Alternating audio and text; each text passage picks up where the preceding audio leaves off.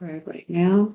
All right, so today we'll be moving into chapters 5 and 6. And in chapters 5 and 6, we're talking about assessment and preparing.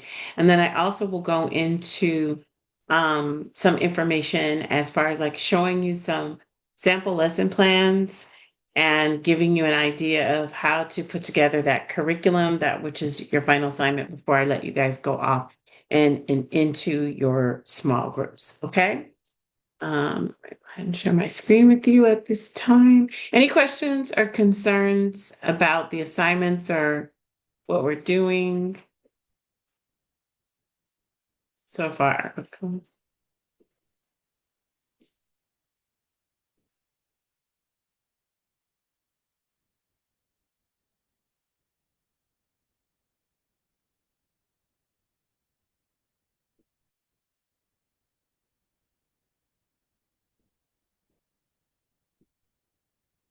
Okay, so we're talking about how to prepare the students for success in college. And in these two chapters, we're going to go over assessment and evaluation, choosing the right assessment using assessment results, and then also curriculum development, which is part of your assignment, writing the objectives, choosing the interventions, and completing curriculum, implementing the curriculum, and assessing the outcomes of it.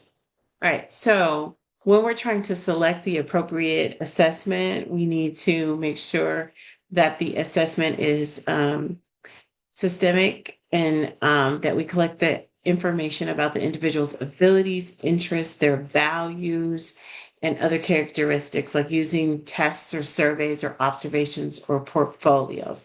Many of you guys, if you're in a teacher, you kind of already do this. And so for us as counselors, we do the same thing. We're taking a look at various tests. Most of the time, we're using the academic assessment tests that are being used at our school. Currently, we've switched to iReady, which assesses the students academically 3 times a year. Would anybody like to chime in on what type of assessment, academic assessment, their school is currently using? In my school, we're also using the iReady. Good, iReady.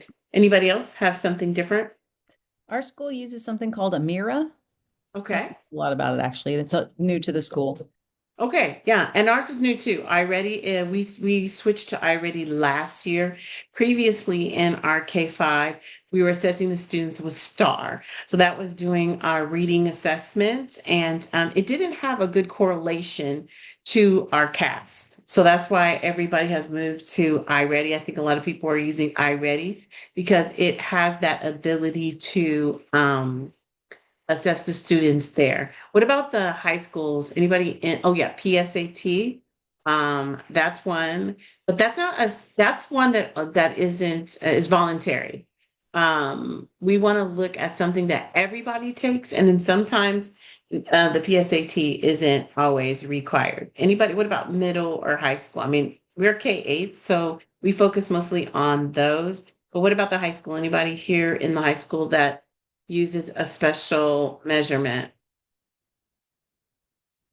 iReady at my high school.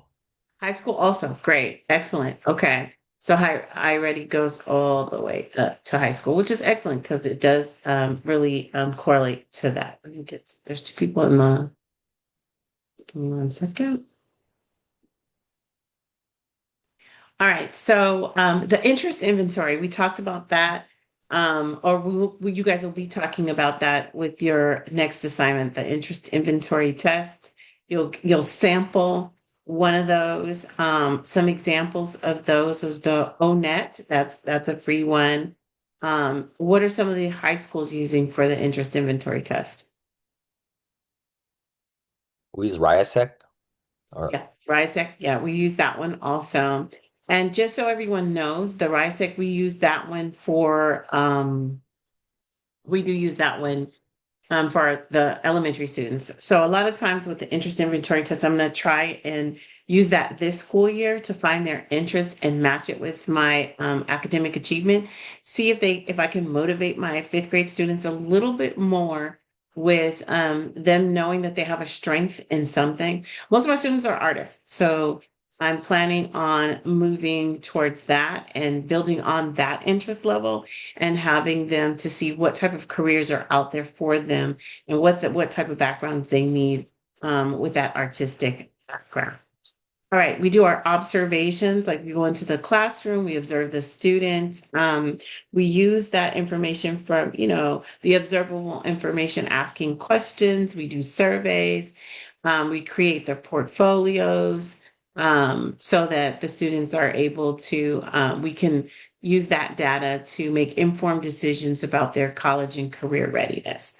So after we need to understand the evaluation process and interpret the assessment of the data to make judgments about our school, our students, and our programs. And so this helps to guide our future actions in ensuring that we're collecting information that leads to meaningful improvements in our counseling practices. So right now I'm applying for the ramp. And so I'm looking at how I can, I have a comprehensive school counseling program, and what can I do to continue to interpret the data that we have. We're collecting more and more data. So like I said, my target group is my fifth graders, which is about 89 students. I've had them since TK. They started online for the most part in TK, and then they first came face to face at the second half of the first grade year. So they only have been face to face with us second, third, fourth, and fifth, and so most of them are far behind. We've given them all intensive intervention since they returned back because many of them were behind. And now I'm building that because the scores are not increasing, even with the extensive intervention that we're giving academically. So now I've done they had difficulty with friendship. I spent all of their fourth grade year talking about friendships and talking about social emotional learning, helping them to get along. And I did those mostly in tolerance. They did a lot of name calling. So that was last year, and that was like my practice year. And then this year, I'm going to tie it to their academic achievement. Like, how do we tie all of this together? So, because they're a little less motivated and they don't have perseverance. So things are hard for them and they're not persevering. They're just not doing the work. So I'm going to use, I've designed 8 lessons to go into the 3 classrooms. And then I've also designed a small group for my EL learners. So I'll pull them out in one small group and I'll meet with them every other week. And then I'm going to take 20 of the 89 and do individual counseling with them and kind of move on to the highlighting their interests and their abilities and see if this affects their scores at the end of the school year. So I'm looking for growth. I am not going to use the CAS because, as you know, the scaled score for the CAS is not the same as you move from one grade level to the next. So it's hard for you to measure growth, and it's hard for the students to move an entire band. So we're looking at that. And then I'm going to use the iReady score, and I'm going to use the growth to see if they're going to eventually move to get their grade level, because they are going on to middle school. So this is going to be very important for them as they move on to middle school. Okay. So those are the factors that I'm using, just examples of how I'm applying the results. Now, when I get this and I apply for RAMP, I get a chance to see how small group, classroom lessons, and individual counseling helps to shape that into a group of students, and then try to create my program to include that for most of the students as we go through their different needs, right? Okay, so the purpose of our college and career readiness assessment is we have the trait factor approaches, and these help us to match our personality traits with abilities and interests and values and occupational characteristics, characteristics. It helps the students explore careers that fit their unique profiles or informed decision making. So we want to find their strengths first. That might not be what they're interested in, but them knowing that they have a strength in that helps them to build on that. They may want to strive for more or strive for something that, like, if I'm not really good at math and science, that doesn't mean that I can't go into math and science. It just means I need to focus a little bit more, and that if my counselor can help guide me into what that looks like, do I need to study a little bit more? And it may click for them later in life. So we don't want to discourage them from moving into something of their interest, but we also do want to point out what the interest inventory test takes. By the time they reach high school, they've taken a few of them. That's why I try to expose them to it in fifth grade. They'll hopefully take it again in their middle school year and then again in high school. And then we know that once you get to college, when you're lost and your major isn't working for you, there's the Career Center who also does interest inventory test that helps you guide what major is best for you and what direction to go into as far as your careers are concerned. We have the developmental career counseling theories by Super and Godfreyson that focuses on how students' career interests evolve and their readiness for their career tasks. And the assessment guide intervention is based on developmental stages. And then we have the theories by Crumbolts and Lentz and Peterson that assesses beliefs about self-advocacy and any barriers that a student might face with that might affect their career choice. So when we're looking for an assessment, we're looking for reliability and validity, norms, usefulness for the diverse population, cost, time, and ease of administration. What is our purpose? What are we looking for? And then what is our qualified decision-making process? So that's what we want to make sure that each of our assessments do. Now, when we're looking at the academic achievement, most of us don't have anything to do with that. Like I said, when our district goes in to use the iReady or anything involving academic achievement, they've already done the research for us. They already have chosen and compared and contrast the reliability and validity and how it compares to the end of the year, the state testing. It talks about if it's good for diverse populations. That's all we are, is diverse populations. We have two historically marginalized populations on our campus. We have our Latino group, and then we have our African Americans, and then a very small makeup of all the other different groups. And then the cost and time and ease of administration. Many of the times the teachers are not happy whatsoever about the number of assessments that we have to administer throughout the year. However, when you're looking at data, it is fabulous for me as I'm applying for this ramp. As much as our union fought 3 times a year for the iReady, it is fabulous when I'm doing SSTs. It is fabulous when I'm trying to get parents to understand that you don't need an IEP for small group, that we do small group in Gen Ed. We don't need one-on-one or a small group for an IEP. When we're using an IEP, we're looking at a student with a disability and that they are working towards a goal, and that goal is not at grade level. It is very difficult for our parents to understand that because they're used to old school where teaching was mostly about the whole group. And then when they went into special education, they got the extra supports. Okay, so we're keeping the kids in Gen Ed and we're providing the same kind of almost the same type of resources for Gen Ed as we are for our special education students. So when we're looking at formal assessments, we're looking at ability, achievement, and aptitude. These are our ACT, our Aspire, and our ASVAT tests that these are content areas and that are relevant to career readiness. So most of our high school students take these tests.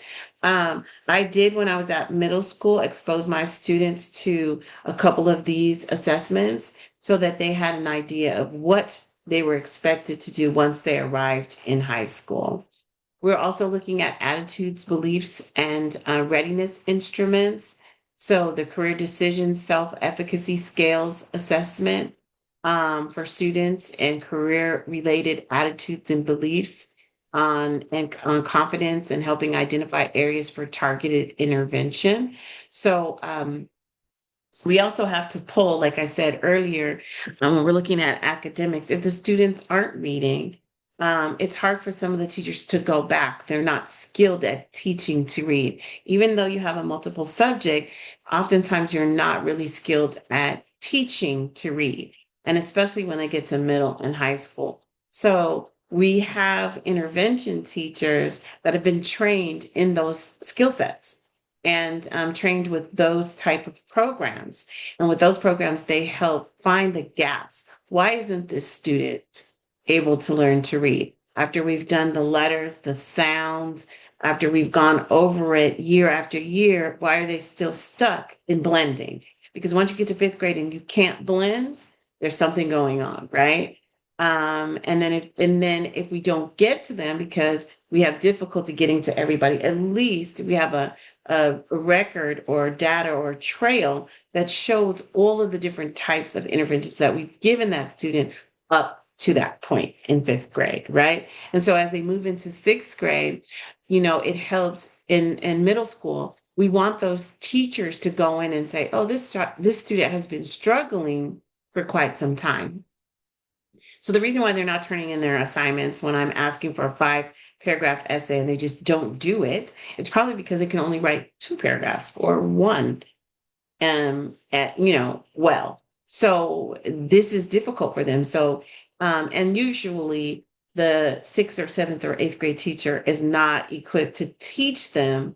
They can teach them how to write, but not equipped to teach them how to go back and read. So that becomes an issue. And then, of course, if we can't read, we can't do all the other subjects that we are exposed to in middle school and in high school. Our interest inventory tests, such as our standard self-directed search and our reading free vocational interest inventory, helps students to explore career fields that aligns with their preferences, abilities, and accommodating diverse learners.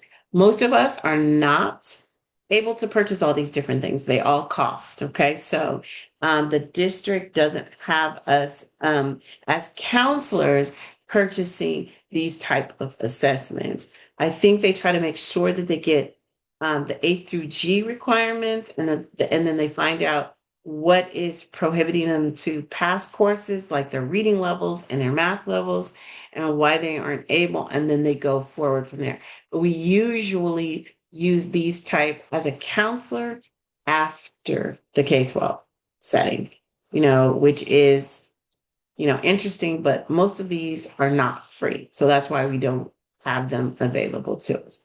Maybe your school district might allow you to get trained on it, but it's expensive and it's costly, and they're going to want to know, why did you do it for this group, but you didn't do it for that group? So that's the reason for the purchase. It's like you have to purchase enough every single year to be able to assess each and every student, to give them equity, right? So that's one of the reasons why districts don't allow us as counselors to purchase these type of things. So that's why we use Naviance, if that's a career one, or we use some of the free ones that you'll be researching to help us and guide us with conversations with the students. Okay. Then we have our personality assessment test, the Myers-Briggs, and the Myers-Briggs, another one. It is not easily scored. And so it costs a lot. And so you would be buying a license for that. So then you would have to be able to validate why you're using it and who you're using it for. And then our comprehensive online systems like our Cooter career planning system, my ACT, Naviance, which I mentioned before. Those are all our college and career planning that we use. Okay, so there's types of informal assessments like card sorts, which use cards or words or pictures to help students identify interests or values. These are different things that you can put into that, and you'll see that in some of the lesson plans. If you choose some of the ones that are already ready for your thing, you'll see card sorts as some of them. And then the students will organize the cards into a category, likes and dislikes, or unsure and promoting self-reflection, and then flexible or informal, with no fixed scoring to encourage creativity and personal insight. So I'm going to use a card sort with those individual students to motivate them in my individual counseling sessions. And then we have our career genograms. It's a family tree that allows us to explore family patterns and educational levels. It encourages the students to connect with personal and family histories. And it can be adapted for all ages, and it facilitates family involvement and deepens understanding of career development and context. So just where did my family come from? And what type of careers have they been involved in? Remembering that the career does not need to have an educational attachment to it. There, back in the day, many people did apprenticeships. And so apprenticeships is how people learned how to do a career. And that's also because a lot of that is coming back. And so we have a stronger need for the career and technical. The whole time over the past 20 years, we moved away from career and technical. People stopped using that and paying for that in the high schools. But now we're bringing that back because that's where the need is for our country. That's where the jobs are growing for our country. So, yes, we still want our kids to be college ready, but we want them to know that it's just as valuable to have this certification, and so that they can explore things that they enjoy. So when we're using assessment results, we want to use multiple assessment tools. We want to make sure we have an accurate interpretation, and we want to support student understanding and use the data to inform our decision making. So we don't want to use one specific test and say this is it. We want to give them multiple tests, which, we're familiar with that. We want to use surveys, interviews, observations, all of those things that help us to make sure that we're giving an accurate interpretation. We want to make sure that they understand percentile rankings, that it's explained to them, standardized scores, the norm table, and how it's analyzed. So that once we're coming up with that, we want to explain it to them, because sometimes they think that, as we know, with a standardized score, there's going to be high, middle, low, right? So we want to make sure that they're aware of that somebody's got to be high, somebody's got to be middle, and somebody's got to be low. Like, it's not going to be everybody gets to pass the test, right? And then explain that to them, explain the results so they understand how it works. Okay, so we're going to make sure that we use assessment data for program planning. I've kind of touched on this already as I explained how I am using the data that I collected last year first to select the students that I plan to do my comprehensive, my counseling and my lesson plans with. And then after that, selecting the mindsets and behaviors of what I'm going to use. I use the CAS scores. I use the iReady scores. And then I also have my anecdotal observations for the last 3 years. I've had the same students. I know that they haven't been doing well. And then we also have given them additional outside help in reading with other programs that were given to us. We're hiring a reading specialist till 2027 to continue to assist these students and kind of increase our scores. Our scores have dropped significantly, like everyone else.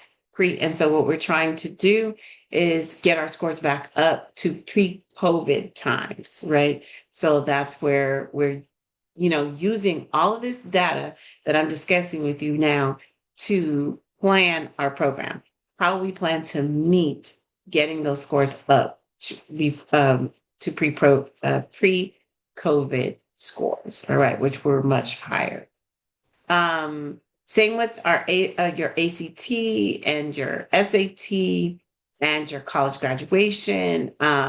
when you're looking at, as you get the different groups, because I'm passing them right on to middle and high, right? So if I'm passing you a low group, eventually, if they don't catch up and it doesn't click, you just have students in school that barely can read and barely can get their credits, right? So, and that goes the high school way. So then that affects graduation. That's when you have the dropouts. That's when they start to not enjoy school anymore. So this is where we come in as school counselors to help them reach their potential. Like, what is their, maybe you are struggling with English, but how do I help you to reach your potential? Because sometimes it's pairing them up with that like that they have that will help their reading soar, especially if they have the foundation there.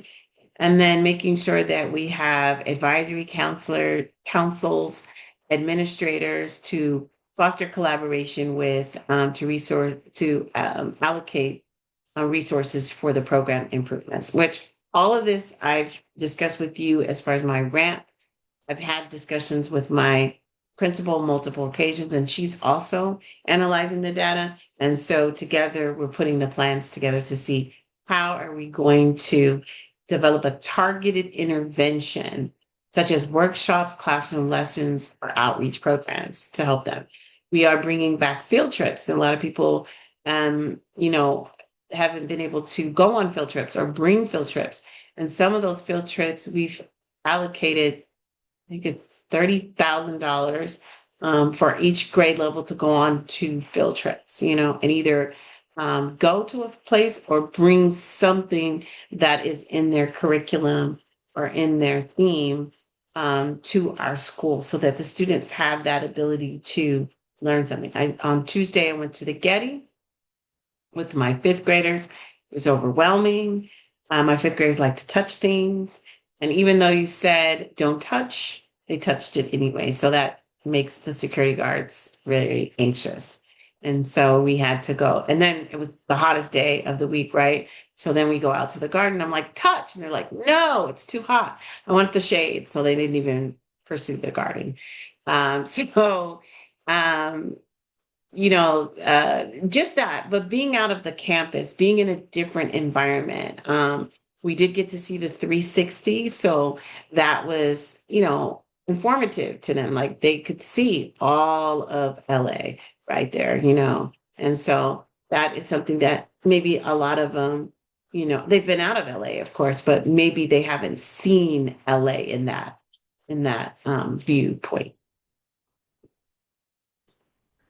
All right, so now we need to do curriculum development, right? And we need to decide what are we gonna what are we gonna create? How are we gonna create it? So every year you're constantly as a counselor creating new ideas because, like I said, you have to create your curriculum or your lessons that meet the needs of the students that you have there.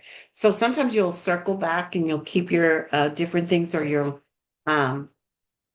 change it. Like I've done friendship 16 times, but 16 times different ways, right? So because each year friendship is different. Like what do I want to highlight when I go in there? And obviously I'm putting together anywhere from 3 to 6 lessons. And it just depends on the amount of time and how deep the problem is. And of course, when you're getting to middle school or high school, you're talking about friendship, but you're also talking about healthy and unhealthy relationships, right? So you're talking about more in depth. Like I need to know how to choose what's a healthy relationship versus what is an unhealthy relationship. And when we're looking at middle school, we're looking into the relationship aspect of it too. So whatever their choice is relationship wise, am I in a healthy relationship? Romantic relationship, or am I in an unhealthy romantic relationship? So that also has to be discussed when we are looking at friendship in middle and high, because whether we want them to or not, they explore those regardless, right? So we want to make sure that they're equipped with the right information. A lot of times we mirror what we saw. So if we saw unhealthy relationships, what are we going to pick? Unhealthy relationships. Most of us aren't that advanced that we are able to discern between that. We grow over time and we choose it over time. But the first one probably is not the best one for us. Someone's a little possessive, or they just like us so much. We like the attention, we like what they're giving us, but it's not a healthy relationship. Okay. So we want to refer to the content and the knowledge students are expected to acquire through our student-led, our school counselor-led interventions. And we want to make sure that the skills are representing practical application of this knowledge. So as you're creating those lesson plans, look at the steps because it will be valuable to you as you move on and create your own lesson plans. In this, in the school counseling program, you won't develop anything on your own. I think you do in one course, you do one lesson plan on your own, but the other curriculums that you design in this school counseling program, you're going to design it in a group. Okay, so pay attention, save those group, saves you a lot of time. The things that you created, if you can borrow some from your classmates, that's great too. Make sure that you keep those in a file for yourself so that you have something that helps you just kind of tweak things for the age group that you have instead of starting from scratch. This is my 28th year as a school counselor, and I'm always starting from scratch. So it's time consuming. I'm just doing it because I'm on my way out. But when you're new, you don't have time for all that. So just make sure you help yourself by keeping all of those things, and it's easier to move through the process and kind of get it done. Make sure it's culturally relevant. Make sure you're including all of your populations. Make sure you're when you're doing your lesson planning, make sure it's culturally responsive.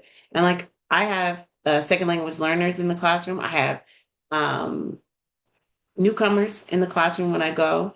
And I will go in fifth grade. There's some newcomers. So I've got to design things differently for them, which is why I'm doing a small group for those EL learners, because most of them are Spanish speaking. So I'm going to collaborate with my EL special projects teacher who speaks Spanish. And so when I'm delivering my lesson, he's going to be there explaining it in Spanish, making sure they have a clear understanding and they're getting the same thing. Because in the classroom, when I do the class lessons, they may miss a couple of things, right? So I do try to translate most of it. Like I'll translate the pre and post test. I'll translate a couple of the slides and help them to identify. But when we're in the classroom, we really, really want to make sure that we're exposing them to English so that they have that. But that's why I'm doing something special for them and doing that extra small group pullout.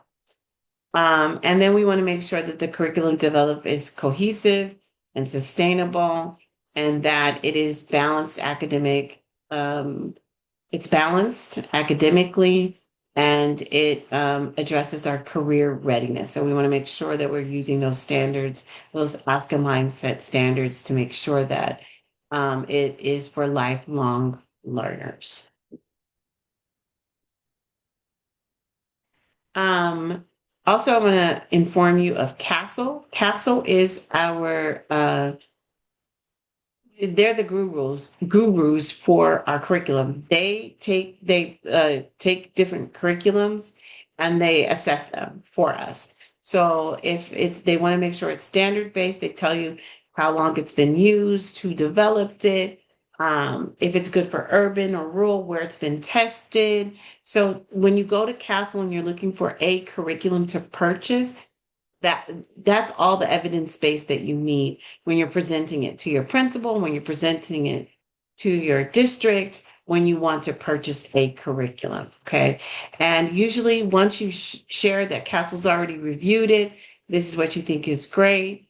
And then maybe you've seen it at a conference or you've seen it somewhere. This is where you get all of the data that helps them to say, yeah, we'll approve that, right? And we'll let you pilot that program and see how that goes, okay? So all of our schools have a need for a cohesive curriculum, and we need to make sure that students receive comprehensive and sequential learning experiences. We need to make sure that there's co-planning from the different levels, which are elementary, middle, and high school. that they blend together. And when we're having that comprehensive school counseling program, that we're covering the same topics from each of the levels, but the lesson plans will vary accordingly, according to the age groups. And that one of the things I did was I purchased a second step. We were using a different curriculum. Paths is what we were using, but Paths was only for third, fourth, and fifth. And at the elementary level, we were missing that K-12, that K-2. So by the time the student was on its way out of elementary, you were first exposing them to SEL. So we needed a curriculum that was K-12. And at the time, the state did not approve second step. So I found second step, and then I bought it for 2 elementary schools and piloted it there. Then I bought it at the one that I'm currently at.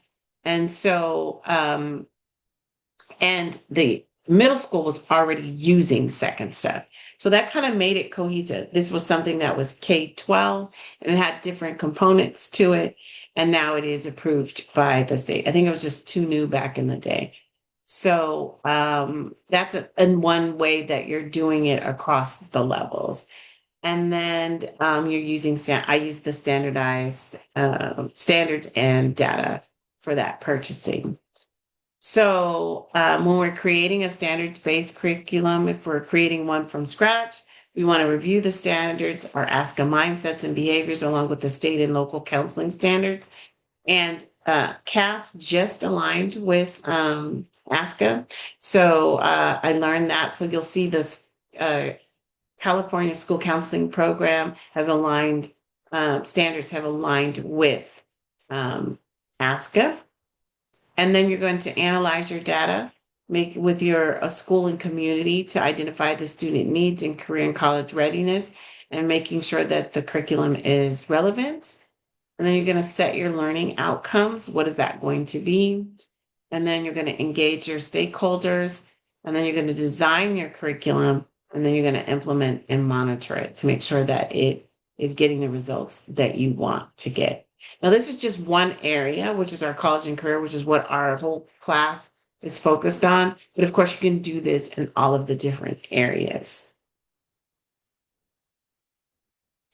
Your writing curriculum objectives, they should be appropriate for each grade level. So I know the writing curriculum for our grade levels. Again, this is I've been there a long time. So knowing what is expected, like we know that at the end of 5th grade, students are supposed to be able to write a 5-paragraph essay, and many of them are struggling with a 1-paragraph essay. So they just can get barely 5 sentences out. And that is a goal for some of our special ed students that are in 5th grade.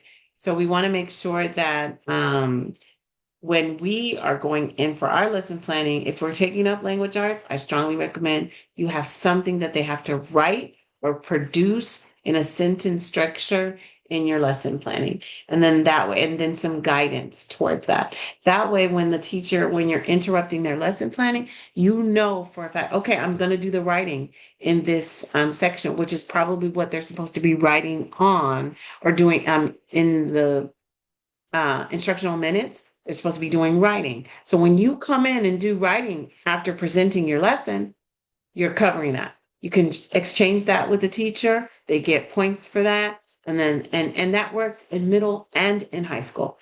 If you're in a block or if you're in a single schedule, if you take over an English class, then you make sure they do some type of writing or some type of reading so that when you're taking over that class to do that class lesson, they welcome you in that class because they're like, wow, this was great. And it's different material. So the kids are a little bit interested in it as opposed to if it's Romeo and Juliet, they're like, I'm over Romeo and Juliet. I don't want to do that anymore. Or they've seen it already, or they think they watched the movie instead of reading the book, which we know isn't the same. But that's something that we can show them and show them how reading is important and that we have to read all different types of books to help keep them engaged. All right. We want to use Bloom's taxonomy, which organizes the learning objectives from basic, recall to higher level thinking, remembering, understanding, and applying, making sure that we design lessons that challenge our students appropriately. So again, um, you're going to have all different types of learners in there. Know your class once you get there. If you're doing class lessons, if you're doing your small group, have a variety of options there so that the student can feel accomplished when they're coming to your small group or when they're coming to your individual counseling session. Because if they can't write and you make them write, you want to, make sure that they have a strength and that you're not asking them to do something they're not capable, because then they kind of tune you out after that. And then the ABCD method, which ensures objectives are clear, accessible by specific audience, by specifying the audience, behavior, condition, and degree of mastery. So making sure you take a look at those, all right? So when we're choosing an intervention and a lesson plan, we want to increase career maturity, which involves students gaining awareness, planning, skills, and consistency in vocational preferences. We want to make sure it's grounded in a theory. So intervention should be based on career development and child adolescent developmental theory. And then we want to make sure it's culturally responsive, that the curriculum has values for diversity by incorporating culturally relevant material, and then address learning styles, teaching visual, auditory, kinesthetic. I always play games with my students. I always do role playing. So for acting, I have a lot of actors and actresses this time. So I used to do role playing in the past. Those guys weren't interested. Now that I have a more creative group, they love playing games. They love acting things out, and they love getting in front of the class. Our past students, not so much. They were too embarrassed. They, were scared of what the people would tease them. They didn't want to speak out loud. So those are things that we can add. Also, having the students be able to just write instead of answer, write their answer, or say their answer or type their answer to you.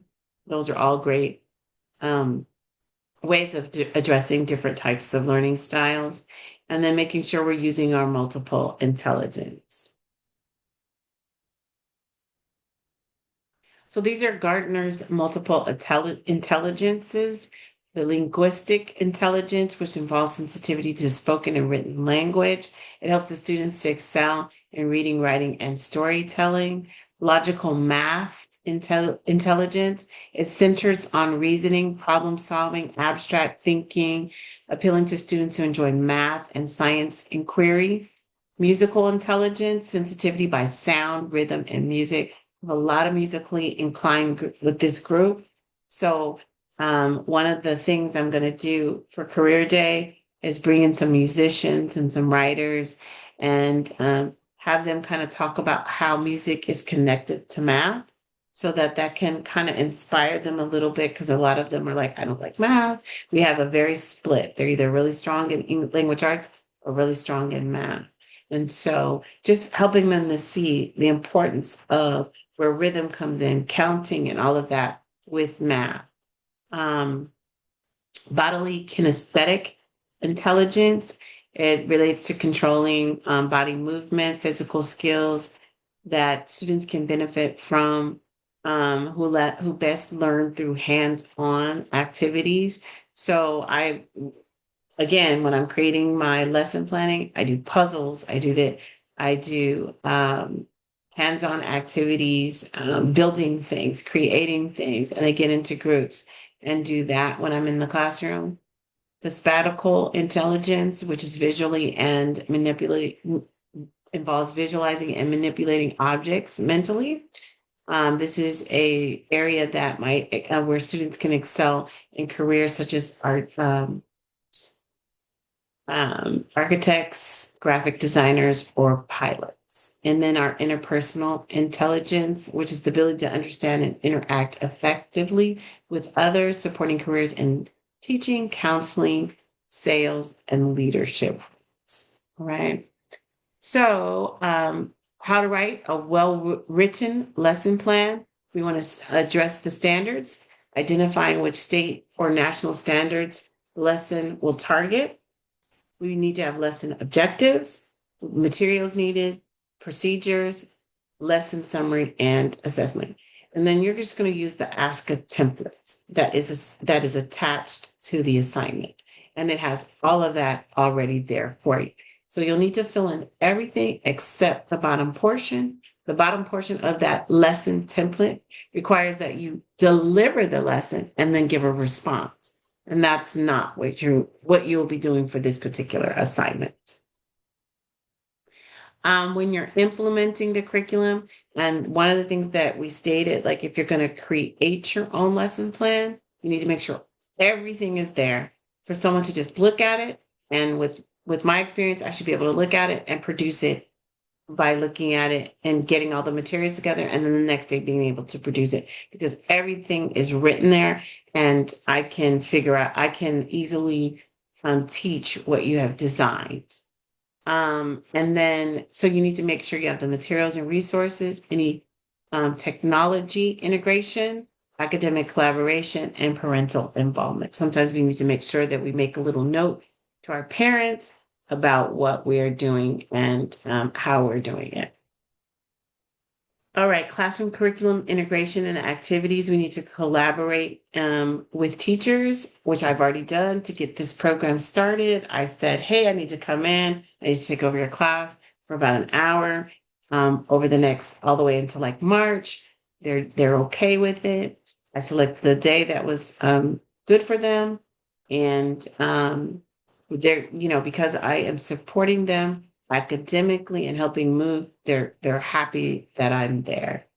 And then we need to make sure we have program activities that involve our families, and that, like, we're going to organize a career fair or a college fair. We need to coordinate field trips with career speakers and industry visits, host parent workshops about college planning and career exploration, and use events to build community support and student motivation.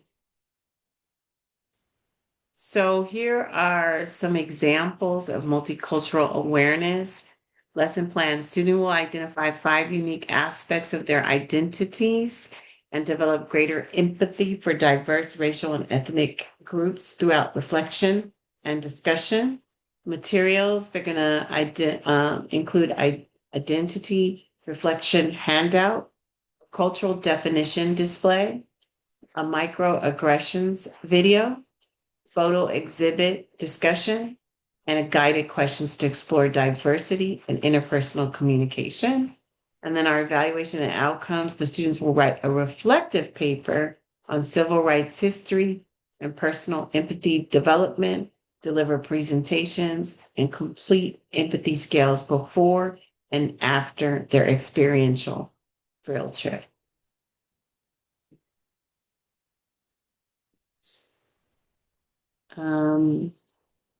So when we start assessing outcomes, the importance of ongoing assessment, making sure that we're assessing the student learning throughout the curriculum, which allows the counselor to monitor the progress towards the career readiness goal. So we want to make sure we're doing the pre and post for each lesson. Matching assessments with the objectives. The evaluation message should be aligned with curricular objectives and be developmentally appropriate. So younger students might need to complete picture-based activities, while older students can write an essay or critique work based on lesson goals. And that there's multiple evaluation methods, diverse assessment approaches such as tests, projects, presentations. Remember our universal design learning, our UDL. So if you have that student in there who can't write, but they're very verbal, you're allowing them to do theirs in a presentation format instead, or a verbal format, and instead of a written format, especially if their goal is, if they're a special ed student with a writing goal. And so you want to make sure that they have that ability to do that. If they're not able to speak, you don't want to do presentations. So how would that student be able to present their project? Maybe they can assign a speaker, or maybe they can write out their information and someone can read it for them. And then they can just practice a couple of lines so that they're not triggered or when they have to do a project. Then we want to share our results annually. We should have a school counseling advisory council, which is composed of community and school personnel. And so this is where I am presenting to my council to tell them my plan, what I'm going to do, and why. And I have my parents, I've chosen a couple of fifth grade parents to join me on that council so they can see how we're trying to assist the growth academically with their students. We want to assess the outcomes and evaluate the curriculum objectives and see if they were met, engage our stakeholders in a discussion to help give us better modifications to the curriculum that we designed and how we can use it in the future, celebrate our successes and communicate our positive outcomes, and then market our achievements through our announcements. All right, so that's chapters 5 and 6. And that's what we have. Okay, I finished that at almost 7. So I am now going to allow you to get into your groups.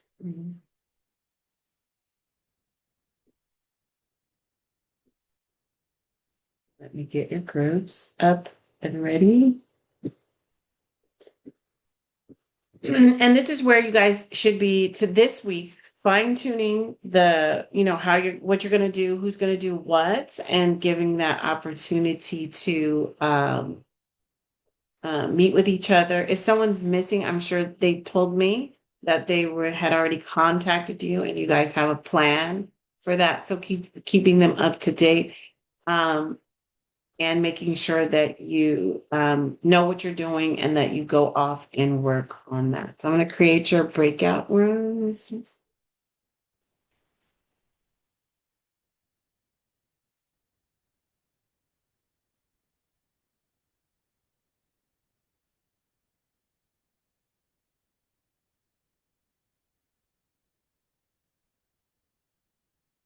Sorry. Whoops.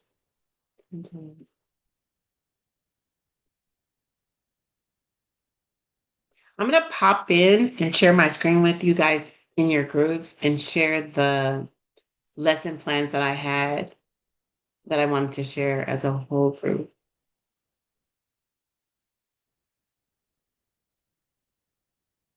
All right. Okay, group 1. Lewis is here. Alice is here. Sonia is here and Carrie is here.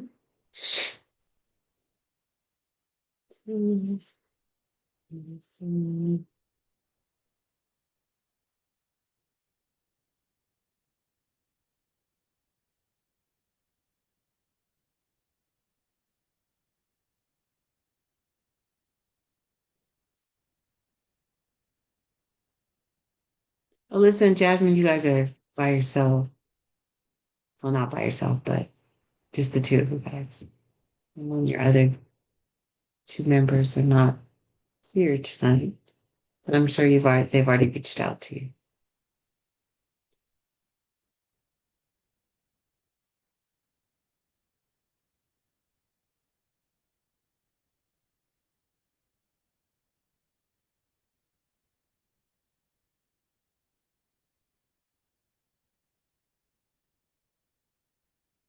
All right.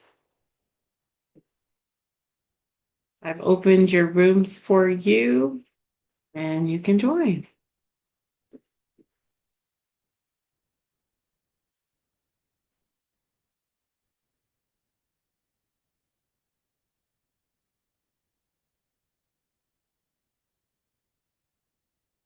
And I was already late.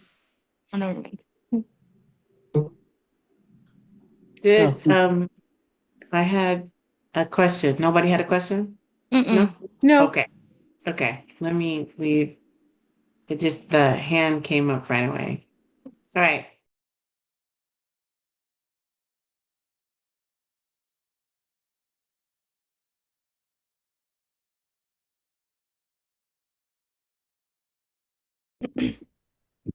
Go and get that done. Yeah. Hey ladies, I wanted to join you first and just give you guys some info. Thank you. So what have you decided you're gonna have you decided on what you're gonna do your career on? No? Not yet. Okay. Um, sorry, I'm pulling up the assignment right now.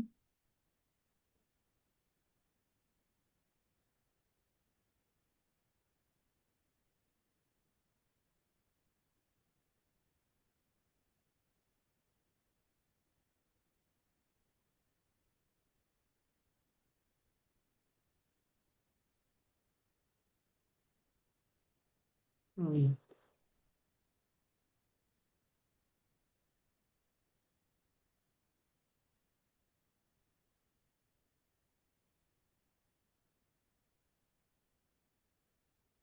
Okay. I need to post. Hold on one sec. Um,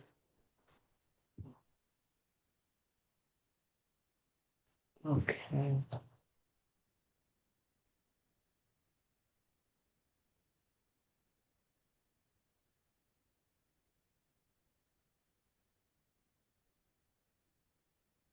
No, I cut the wrong one. Hold on one second. I'm trying to get to the right.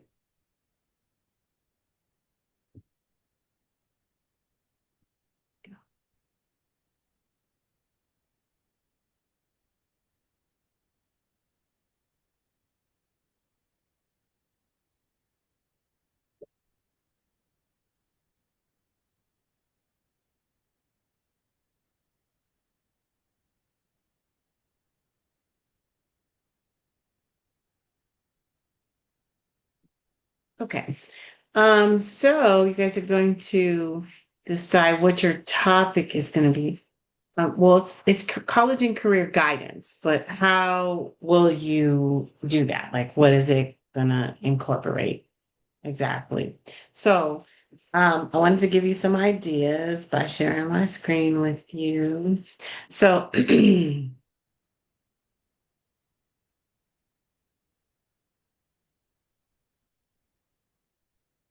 all right. So this is Chicago Public School. This is their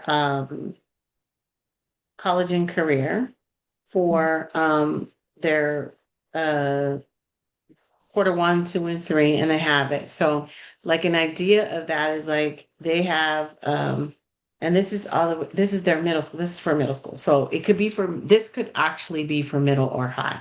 So basically, they created a plan on what they how they wanted to do this college and career experience for the students. And so they're going to do an introduction to Naviance, the introduction to road trip, and then introduction to their high school selection process, and then high school knowledge. Okay, so again, this is middle school, but you can see how you can turn these same concepts into high school, but you would be talking about college and so on and so forth. So Naviance is for high school, I mean for college, road trip is for, I mean, high school. It has all that part. And then instead of here, we would say instead of the high school selection, it would be about A through G, right? That would make sense. And then the next one. So this is kind of how they're introducing the same plan in the quarters.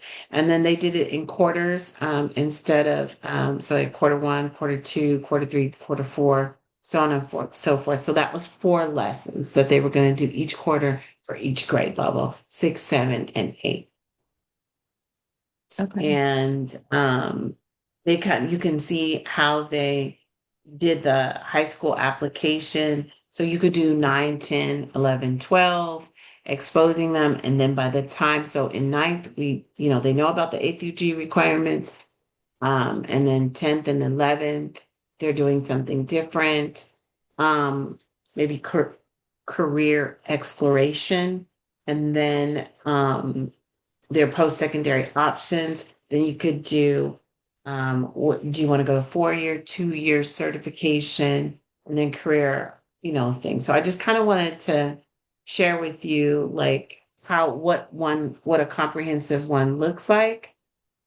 And then here's one on just basic credit counts. So how does and this is the counselors just going ahead and talking about how to get an appointment. And this would be an intro one. What's the role of your counselor? And this is already designed. And then your graduation requirements, right? So this is for high school. So the assignment requires that we do high school, but in its guidance curriculum. And we can cover all kinds of things within that. And then you have your prepared lessons. But I just kind of wanted to give you an idea of a counselor created one that has gives you that opportunity to see like, okay, if I created this on my own, I can do some lessons. And remember, it's for, I think our assignment says for 7 lessons, right? 7 or 8. So we're doing it for yeah, 7. Okay. Any questions or concerns? So we're presenting this, right? Yes. So should we put everything into a PowerPoint? No, remember when I said that you're going to do your presentation, you're presenting as a group, but you can show bits and pieces like, okay, I designed this one and I use this and this is how I'll do it. So I want each member to speak, Okay. but your lesson and what you put together, like what you focused on and why and how you're doing it is what your little brief section is. You don't really need to create a PowerPoint for the group because it's going to be informal. You guys will have like 20 minutes each because there's 4 groups. Now, I want you guys to kind of take your time and just talk about why you designed it, who you designed it for, what was, so each person will take a portion of the assignment. Does that make sense? Yes, thank you. And then like the demographics and you're supposed to do, I'm trying to get the number. Where's the number? 7 weeks. So 1 a week, right? Yeah. So and how you're building on that. What I'll be looking at is how it builds, how it makes sense. Just like the one I showed you talks about over only 3 lessons each quarter, right? And then how it builds and how it makes sense. Because in 6th grade, it's a get to know you kind of thing. And then you're being introduced to these tools so that by the time you get to 12th grade and you're required to use the tools for your college research, you have some experience with that, right? And then, high school is becoming just like college where you get a chance to select. So we're looking at public schools. Some schools have, you can graduate with your AA so people can select. And then how do we select? Because if it's private and it's charter, I can live anywhere. But if it's public, I have to live in that area and I have to be, or either get a permit. So those are things that you're exposing them to Okay. for, middle school. And then high school is you're doing the same with your college exploration. Do I want a big school, small school? Do I want to do an AA? Do I want to go to community first? You're doing all of those things. Okay. Questions, concerns? Good, thank you. Jasmine, do you have any questions? No, I think my biggest question was if we needed a formal presentation or not, but no, the paper is we're just presenting informally what we add to the paper portion. Okay. Yeah, you're just gonna design. I don't want you guys designing more than you have to, and then we'll meet. So that's just kind of, we're just talking about our experiences, talking about what we discovered and whatnot, but no PowerPoint is necessary. Great. Thank you. Right. Thank you. Bye. Bye. You can leave the class whenever you like. Thank you. Thank you. Mhm.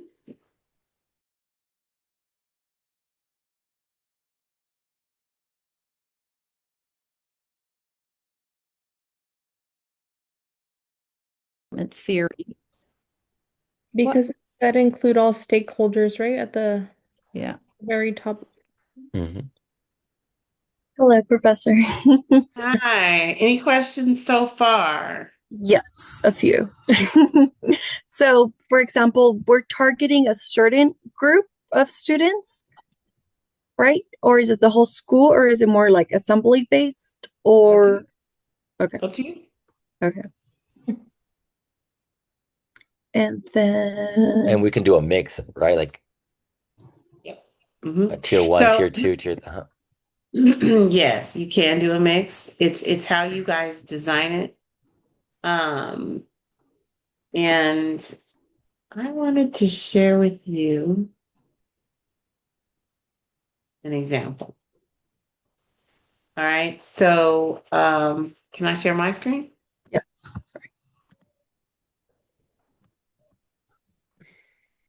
All right. You hear Emily talking? Okay, so this is a Shasta County, and this is their core curriculum action plan for their high school students, right? So this is what, and yours has to be 7 weeks. Theirs is 4 weeks, right? So you'd have to double that, right? But they basically have what they're going to get. This is the tier 1 version. So this is what all students get, okay? In ninth, and then what all students get in 10th, and then what all students get in 11th, and then what all students get in 12th. That's what your goal is. Except for you're going to have 7 lessons instead of 4. Does that make sense? Now this is tier 1, so you could do a tier 2 level, which did I bring that? Yes, this is tier 2. Okay, so each student gets something different. This is a middle school scope. I didn't bring in a high school one. Let me see, did I? Not a tier 2. This You're is a saying- tier 2. This You're is saying- a tier. Go Sorry, ahead. I'm so sorry. You're saying 7 lessons. I thought our information said 5 lessons. Did I misread that, or am I It said missing? 7 weeks, which is 1 lesson per week. Okay. You're developing a 7-week.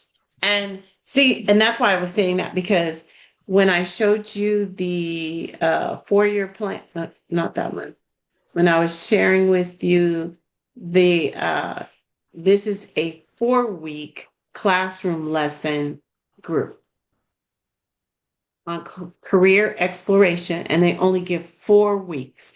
And they might do it by, they do it by quarters. So they even specify, as you can see, quarter 1, this could be 1 or 2, this is quarter 3. So they're doing 1 lesson per quarter. Does that make sense?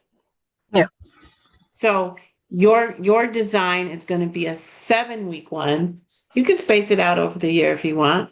I mean, there's not, but you're going to do 7 weeks, which is 1 lesson for each of that, Yeah.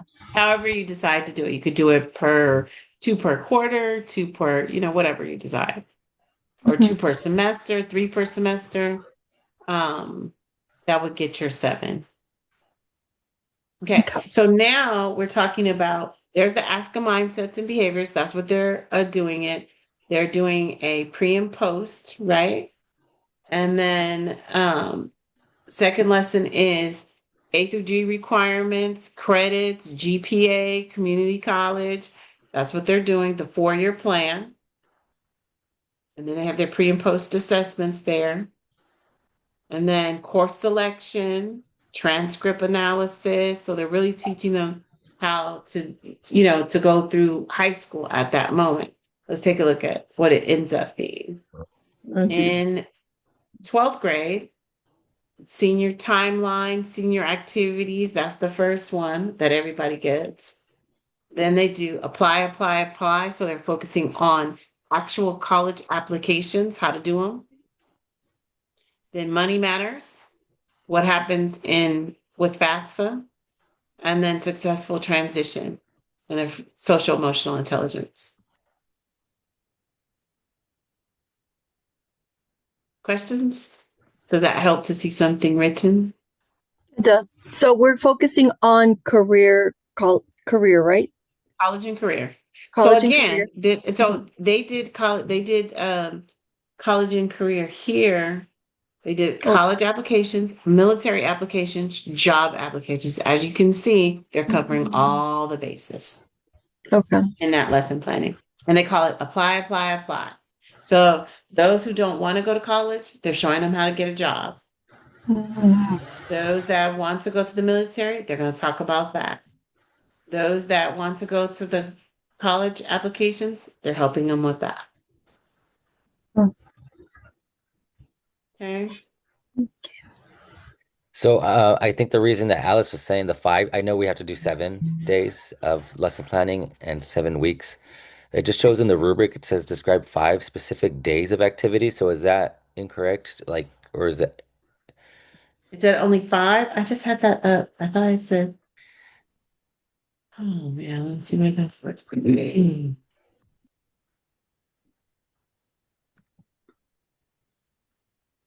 I think it says, oh, I'm in 2 separate things, so you lost where I did that. I think it's in point 5 where it says There it is. I found it. Hold on 1 second. Okay, let's see.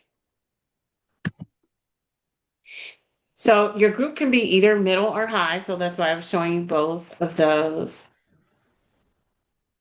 Oh, I'm sorry. It is 5. I said proposal during week 7. That's where I got 7 from. My apologies. It's 5. No worries. Monday through Friday, right? Monday through Friday. Thank you.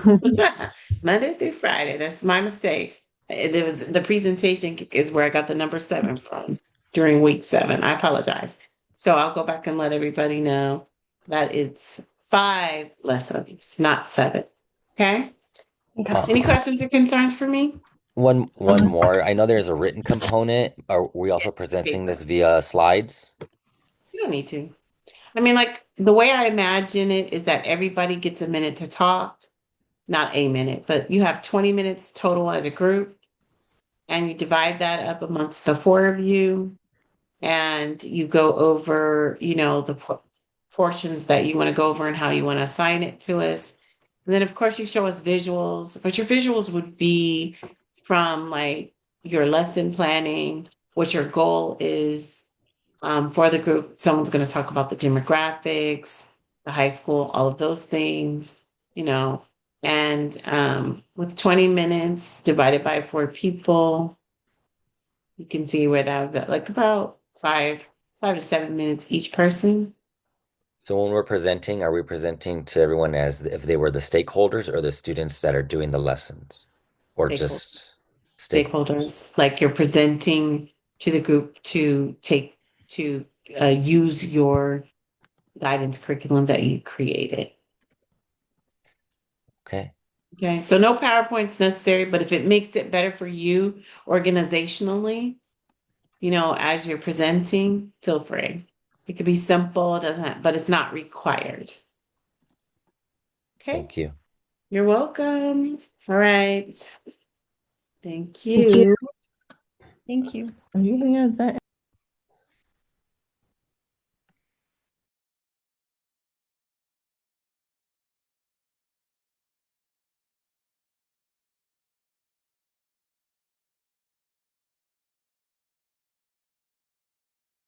that they did these whole presentations on what their future would look like. Hi, everyone. Just checking in to see if you have any questions or concerns. Yeah, we actually had a question. So like right now we're just discussing about the ideas of lesson plans for the middle school. I believe that's the age that we're going to be working towards. Is the presentation or the trying to talk to the stakeholders and everything, is it, and the superintendent, is it like a college and career week, or is it kind of like small group lessons where it's like once every week kind of thing? It's up to you how you decide to design your curriculum. Okay, I'm going to give you, so to address that, I'm going to share my screen with you. All right, so this is a sample of a high school one.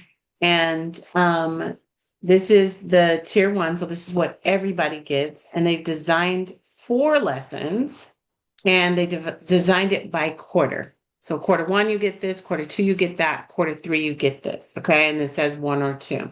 So in 9th grade, they're going to do traits of successful learners. So they're talking about attendance, communication, credit counts, all of those things. And then here's the lesson plan for that height for there, and then the crossword puzzle. Then quarter 2, 4-year planning, graduation, A through G, credit, GPAs, creating flexibility in schedules. Quarter 3, transcript analysis.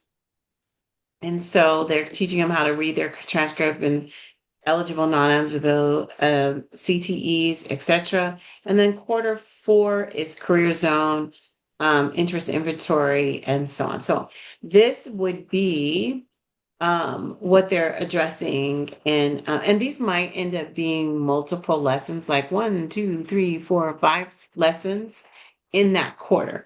So you can either design yours that they would get 1 lesson per quarter, because this is for a tier 1. This is what everybody gets, right? Okay. Now I'm going to show you a middle school that is a tier 2. Okay.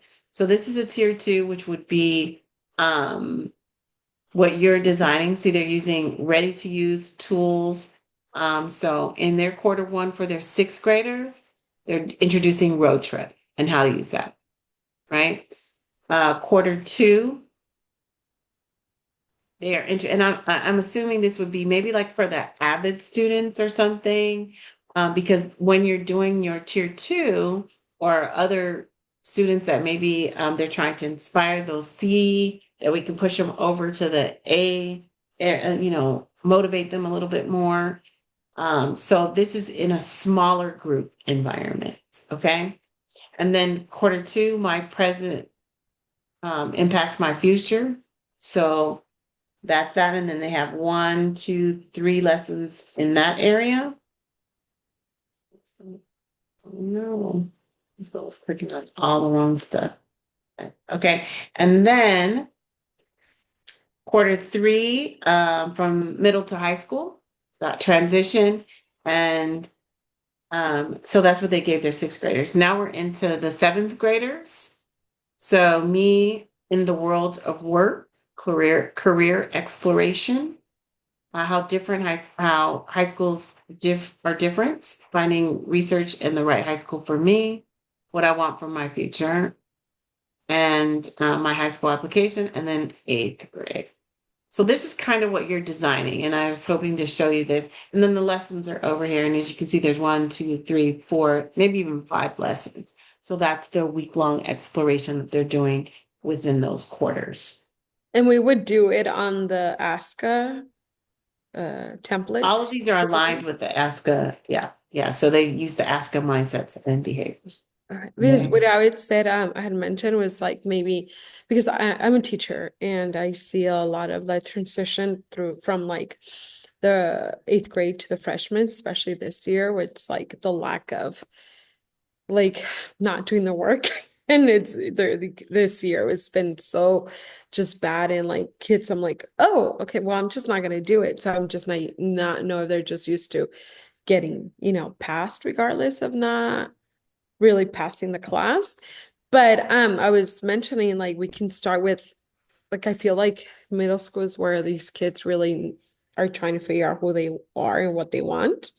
So would that be like a good thing? But we can break it into like weeks or whatever, but like discover who I am or like then explore careers. But we were even talking about like looking at transcripts at that level, you know. Absolutely.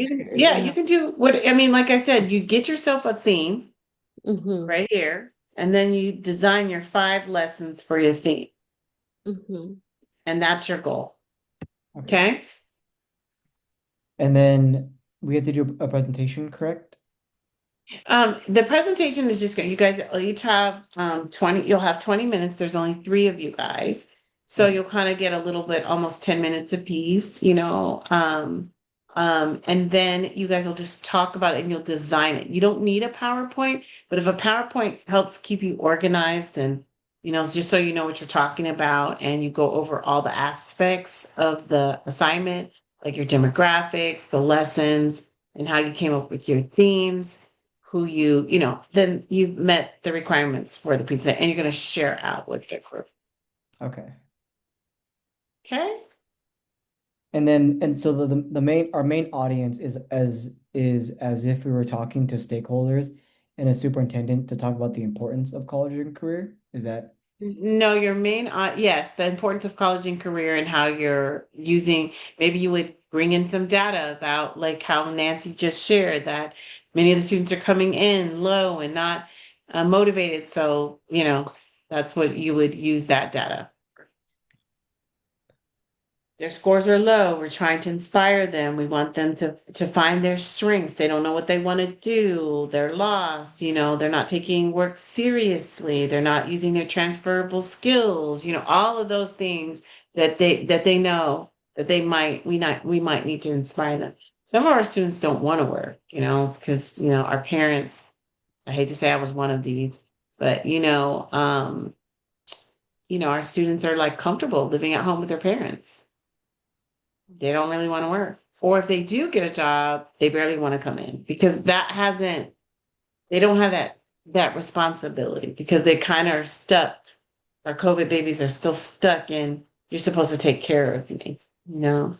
So now I'm not seeing that with my TKers. My TKers are coming in strong. And so it's a different group and they're exposed differently. So now they're coming in with, you're not supposed to do that. You're not the way, you know, I'm seeing a little bit of our old generation folks kind of matching the TKers. But the middle group right now, they're kind of lost. They are. I feel like they're just sitting there. And I'm like, do the work, and they're sitting there. Yeah.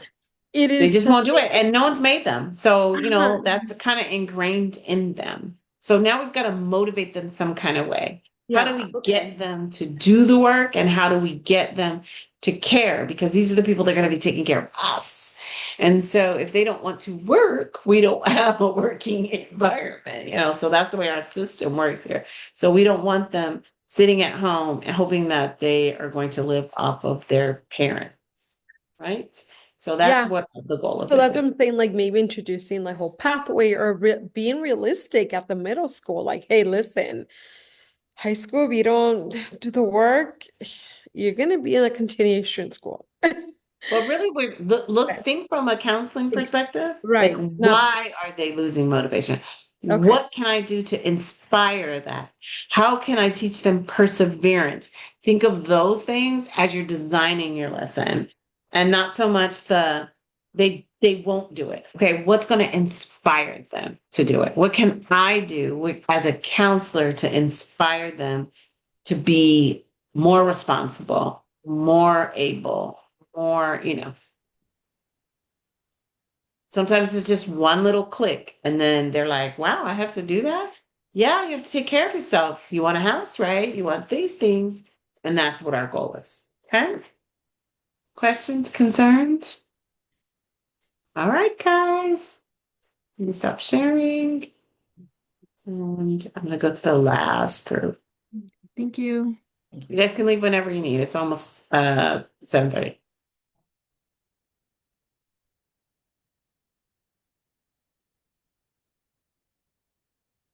A lot of talking. Okay, I'm Hi. back. Hi. All right. We're done. You're done? You got everything that you need? Do you I want to see think an example? that would help. Okay, here we go.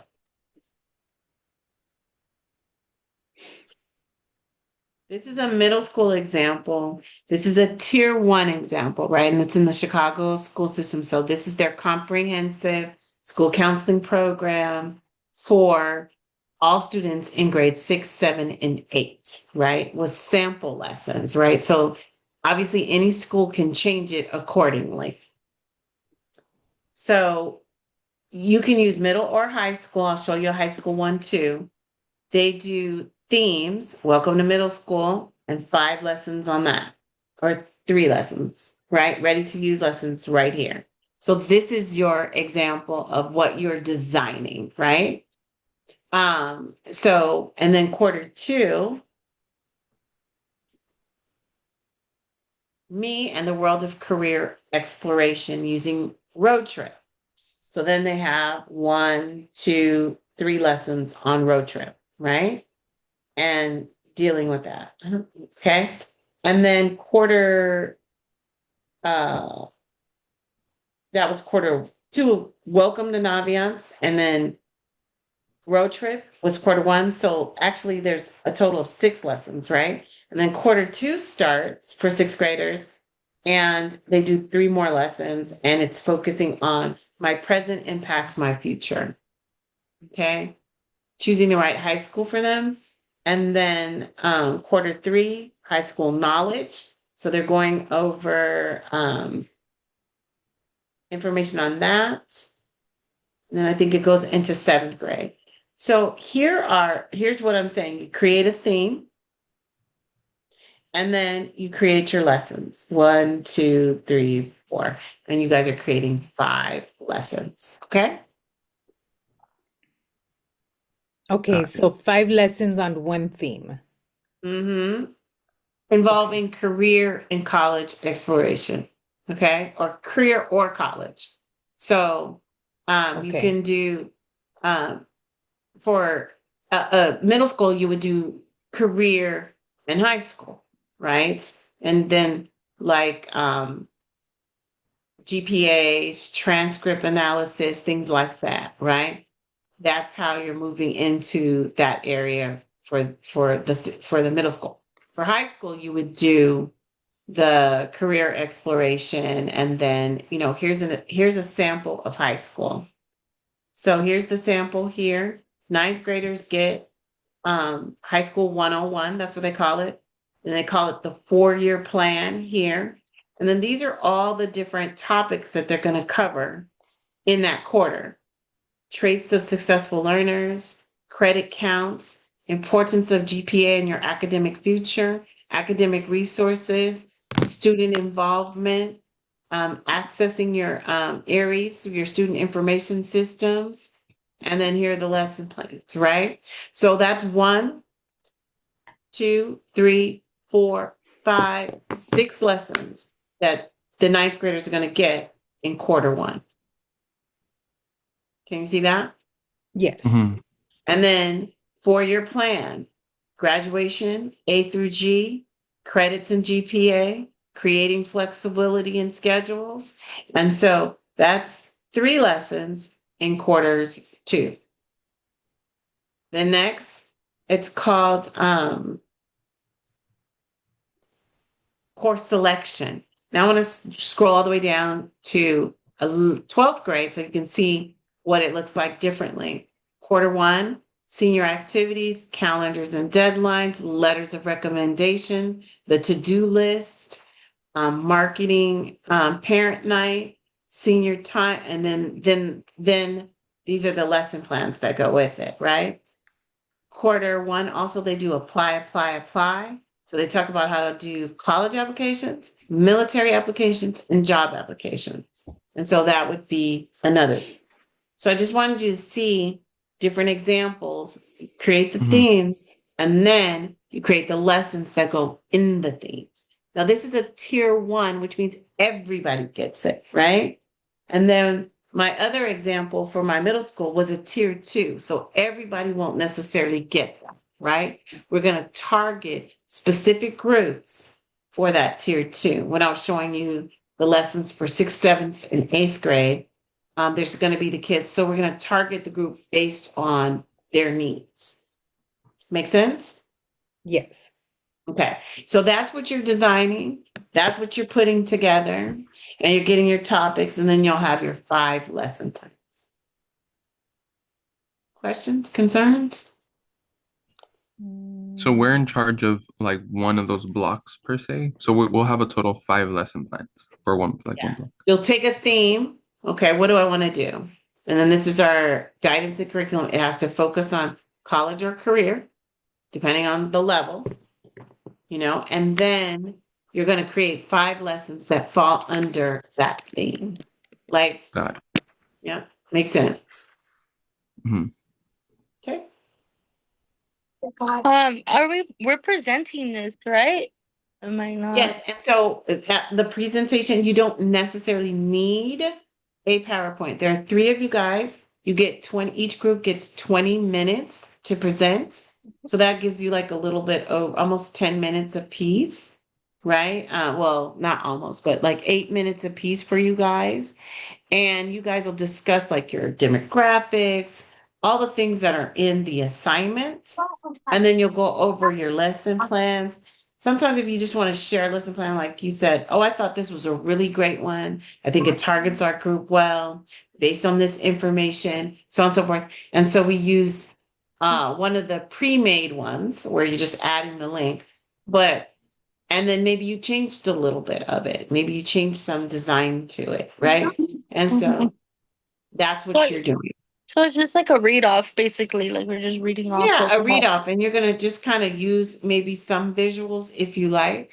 Oh, If you want okay. to create a PowerPoint because it just helps you stay in order and who's going to present what, then remembering that your PowerPoint doesn't have to have all the information on it because each person will know what they're saying, but just a guideline.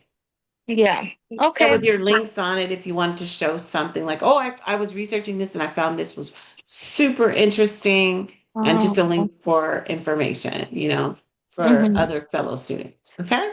Yeah. Okay. All right. Got it. Thank you guys. You guys have a nice Thank you. evening. Thank as you, well. you too. Bye-bye. Bye.